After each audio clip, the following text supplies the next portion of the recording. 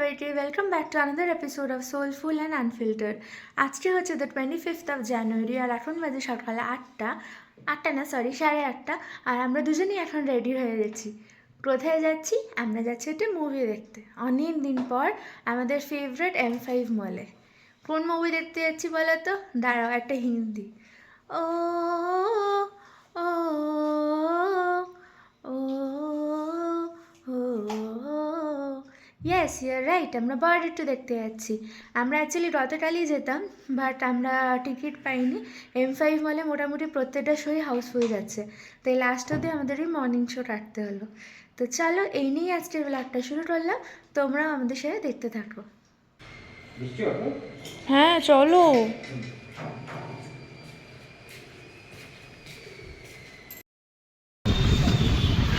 আমরা পৌঁছে গেছি M5। এখানে বোধহয় রিপাবলিক ডের জন্য ফ্লি মার্কেট চলছে, এখনো কিছু খোলেনি এত সকালে।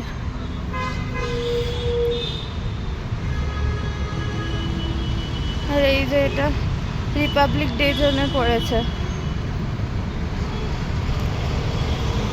মকর সংক্রান্তিও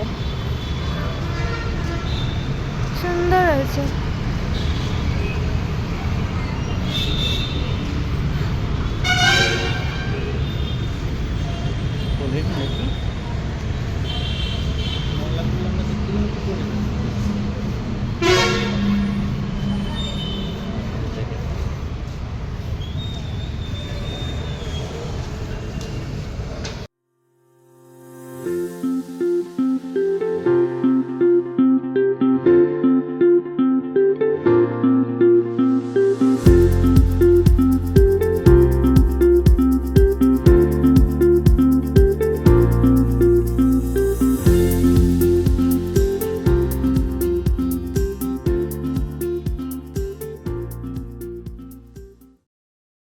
Hello everyone and welcome to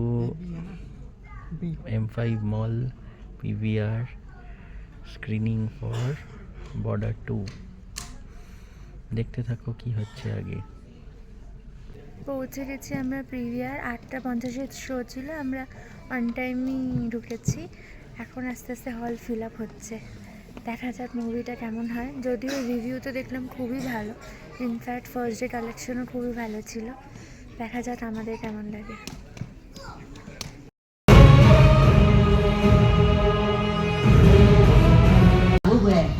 এখন বাজে 11:30 আর এখন হলো ইন্টারভেল। সোমক ডালে একটুখানি পপকর্ন আনতে।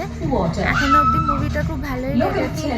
সত্যি আমরা যে বাড়িতে এত শান্তিতে থাকতে পারি বা সব কিছু ঠিক আছে, সেটা হচ্ছে only because of the soldiers, যারা বর্ডার 24/7 প্রোটেক্ট করে রেখেছে, সব কিছু ঠিক রেখেছে। তার থেকেও বেশি বড় কুডোজ হচ্ছে তাদের ফ্যামিলিদের, যারা নিজের বাড়ির লোককে এরকম একটা কাজের জন্য পাঠায়।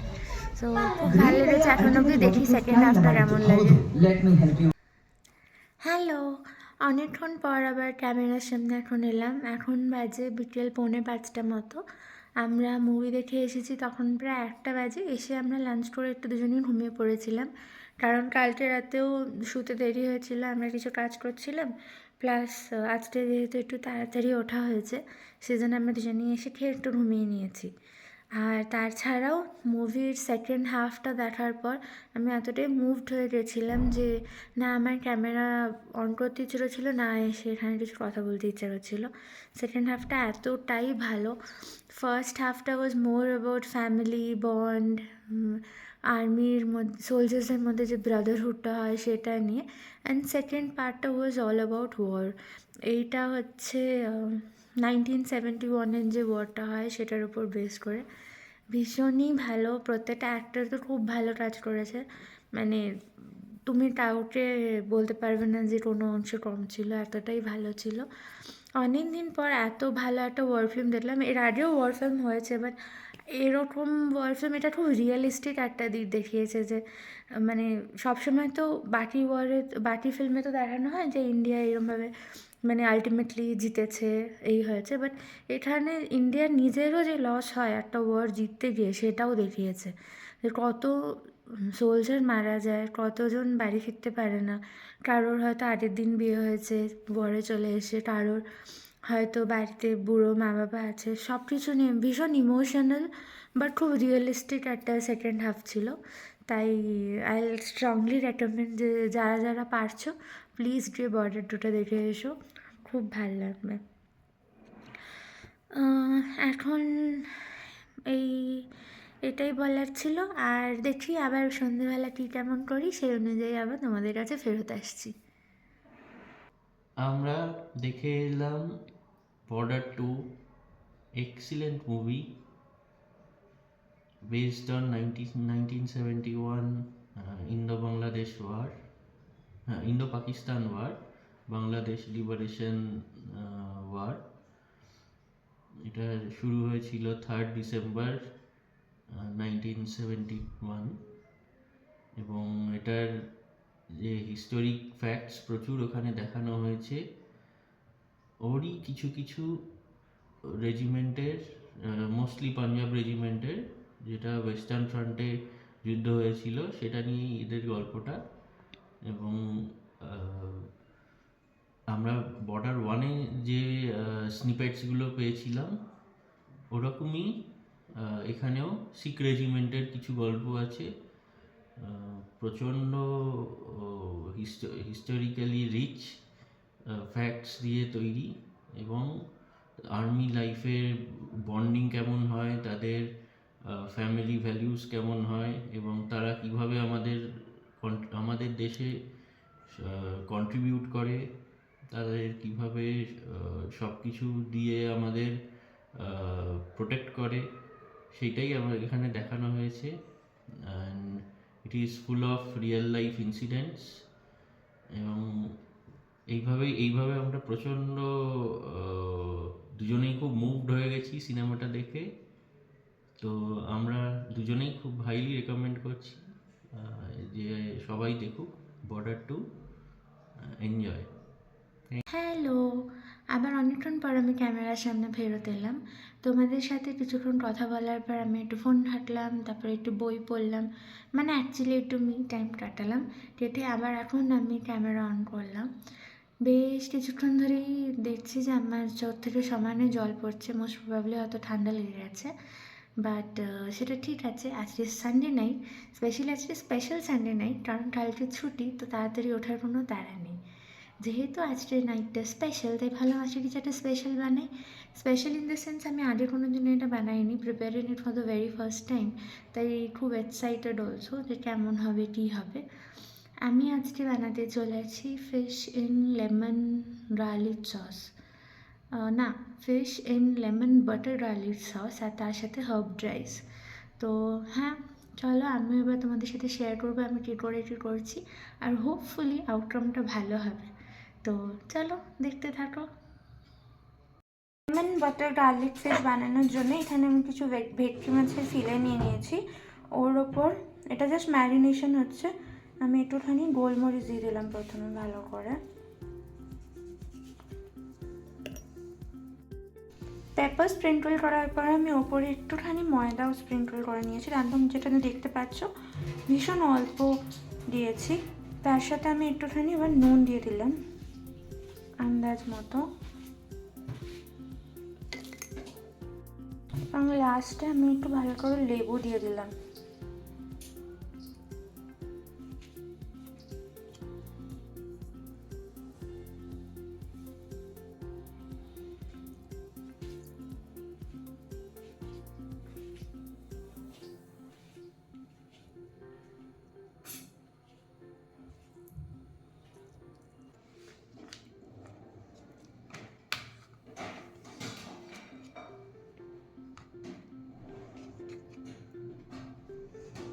ম্যারিনেশন ডান। এবার এটাকে এরমভাবে 1 ঘন্টার জন্য রেখে দাও।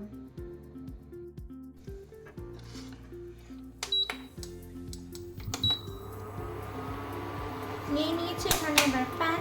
তার মধ্যে প্রথমে আমি দেব বাটার। এই পুরো জিনিসটাতেই তেল কিছু ইউজ হবে না, পুরো জিনিসটাই বাটারে হবে, একটু বেশি বাটার লাগবে। তো আমি প্রথমে দিয়ে দিলাম বাটার।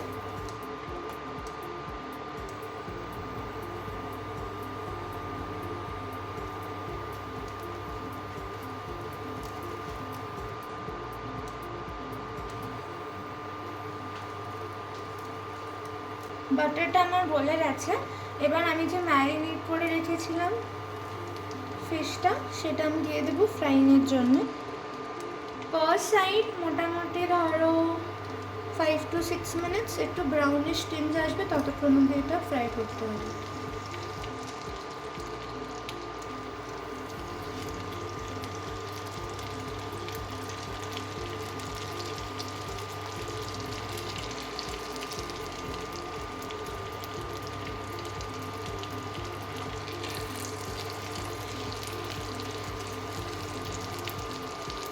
দিয়ে দিলাম এবার ফিশটা। এবার এটা ফ্রাই হোক ভালোভাবে।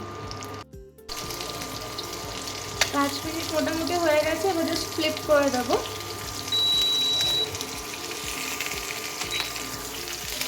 একটা সুন্দর ব্রাউন কোটিং এসে গেছে মাছগুলো।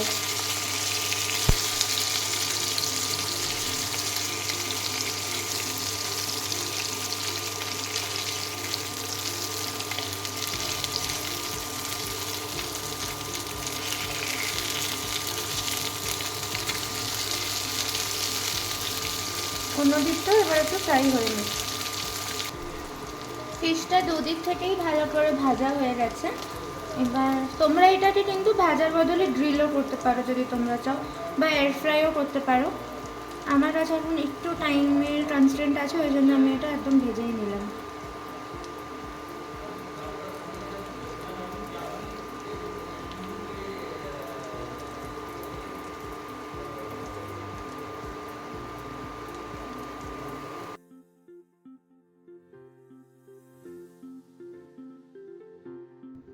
উঠিয়ে নিলাম। এবার এই বাটার যেটা আছে সেটার মধ্যেই আমি সসটা বানিয়ে নেব।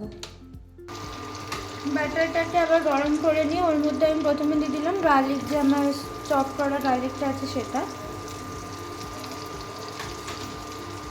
ভালো করে একটু ফ্রাই করে নেব কিছুক্ষণ। দেখবে বাটার আর গার্লিক যখনই একসাথে ফ্রাই করে, এটা খুব সুন্দর সেই হার্বড বাটারের গন্ধ বেরোয়। আমার খুব পছন্দের গন্ধ এটা। অনেকে তো বাড়িতে এটার মধ্যে একটুখানি হার্বস আর অপশনাল পার্সলে বা কোরিয়েন্ডার দিয়ে গার্লিক বাটারও বানিয়ে সেটা ব্রেডে লাগিয়ে, আবার তোমার ধরো টোস্ট করে নিয়ে তার গার্লিক বাটারের মতো লাগে খেতে, সরি গার্লিক ব্রেডের মতো লাগে খেতে।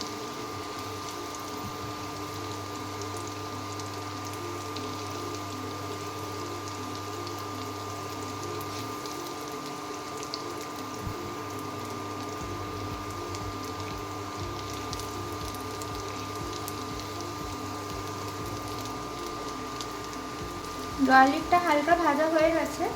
এর মধ্যে আমি এবার দেবো ফাইনলি চপ কোরিয়েন্ডার লিভস।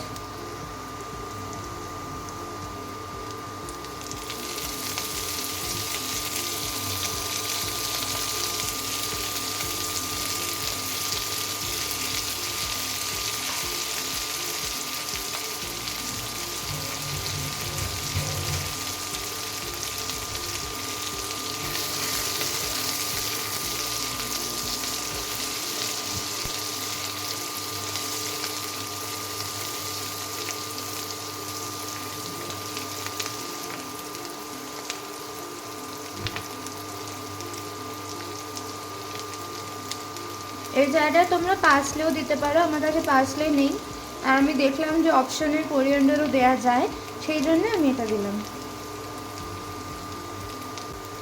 এবার সসটাকে একটু ঠিক কনসিস্টেন্সি দেওয়ার জন্য আমি এর মধ্যে মোটামুটি 1 টেবিল স্পুন ময়দা দিলাম।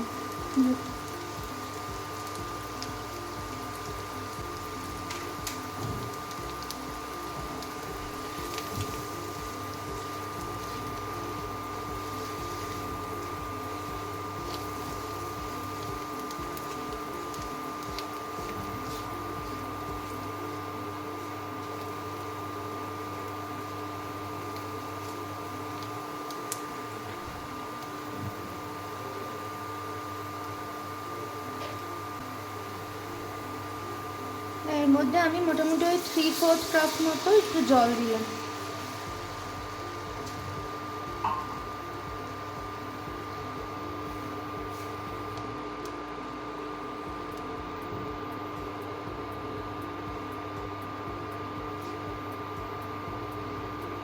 আর একটু জল দিই।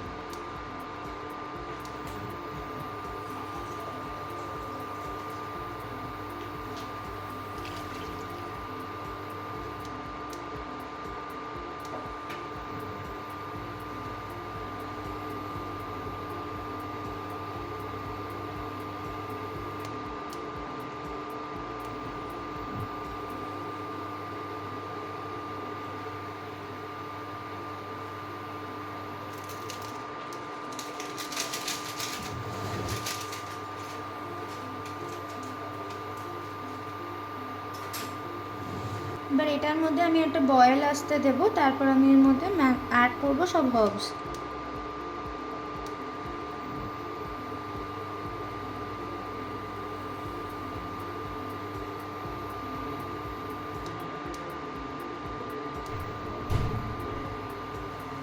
মিনওয়াইল তোমাদের একটা জিনিস দেখায়, আমার কাছে না এরকম এই স্ন্যাপিনের অরিগানো সিজনিং আছে, এর মধ্যে পার সার্ভিং অনুযায়ী অলরেডি অরিগানোগুলো স্যাশে হিসেবে পাওয়া যায়। তো ওই একটা কৌটো খুলে বারবার ইউজ করার দরকার পড়ে না, যখন তুমি ইউজ করবে একটা স্যাশে নাও, সেই অনুযায়ী তুমি ইউজ করে নাও, তো খুব ইজি টু ইউজ হয়ে যায়। তো আজকে আমি এটাই ইউজ করবো বোথ হার্ব রাইস আর ফিশে। একটা হালকা বয়েল এসে গেছে, আমি প্রথমে দেবো এর মধ্যে একটু অরিগানো সিজনিং, এটা অপশনাল। এর মধ্যে যাবে একটুখানি অল্প ব্ল্যাক পেপার,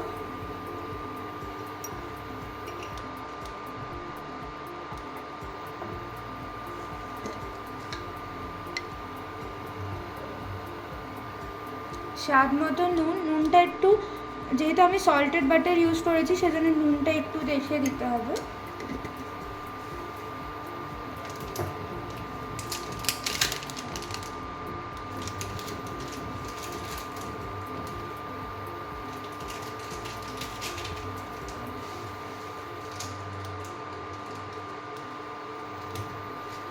আর লাস্টে যাবে চিলি ফ্লেক্স।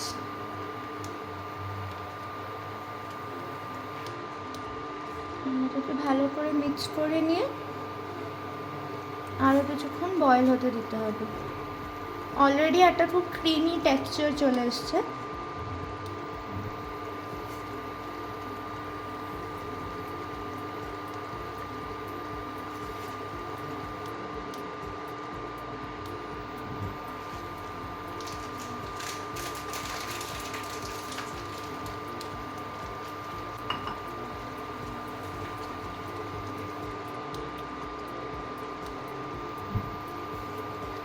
এর মধ্যে এবার চলে যাবে ফিশটা।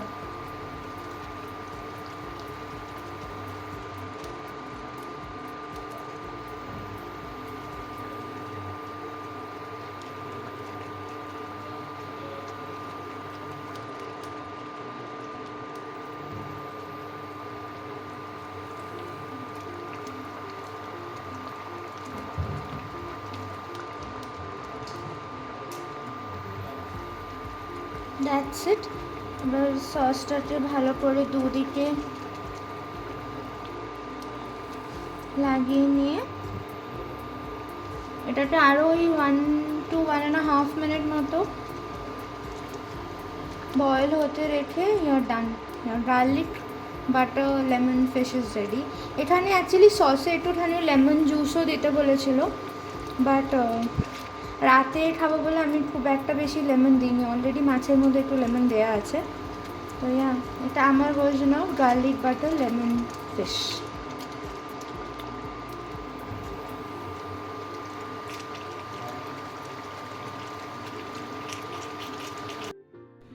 This is the final look. Garlic lemon butter fish is ready. তো দেখে নিলে আমি কী করে গার্লিক ফিশ বানালাম। এরপর আমি বানাবো হার্বড রাইস, বাট সেই রেসিপিটা আমি আর শেয়ার করছি না, ভীষণই কমন রেসিপি, আমি শিওর তোমরা সবাই জানো। ইনফ্যাক্ট এই ফিশের রেসিপিটাও তোমরা অনেকেই হয়তো জানো, বাট আমি যেহেতু ফার্স্ট টাইম বানালাম তাই ভাবলাম তোমাদের সাথে শেয়ার করি। এরপর আমি তাড়াতাড়ি রাইসটা বানিয়ে আবার তোমাদের সামনে আসছি। তো এই হলো আমাদের হার্বড রাইস, তার সাথে ফিশ, ডিনার রেডি। এই মানুষটা হাততালি দিচ্ছিল পাশ থেকে দাঁড়িয়ে। আমি ওয়েট করে আছি কখন খাবো আমরা এই ইয়াম্মি ডিনারটা। চলো তাহলে let's get started. Okay bye. Can we have a food review please? Let's start.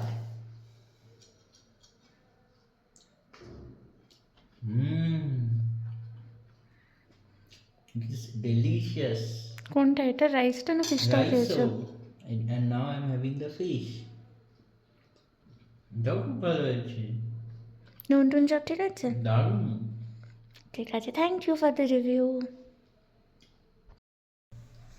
এই নিয়েই তাহলে আজকের ব্লগটাও শেষ করলাম। বর্ডার 2 তার সাথে ইয়াম্মি সানডে ডিনার, এটাই ছিল আজকের ব্লগের মেন কন্টেন্ট। চলো তাহলে আবার পরের ব্লগে দেখা হচ্ছে, ততক্ষণ তোমরা সবাই খুব ভালো থেকো আর সবাইকে খুব ভালো রেখো। Good night.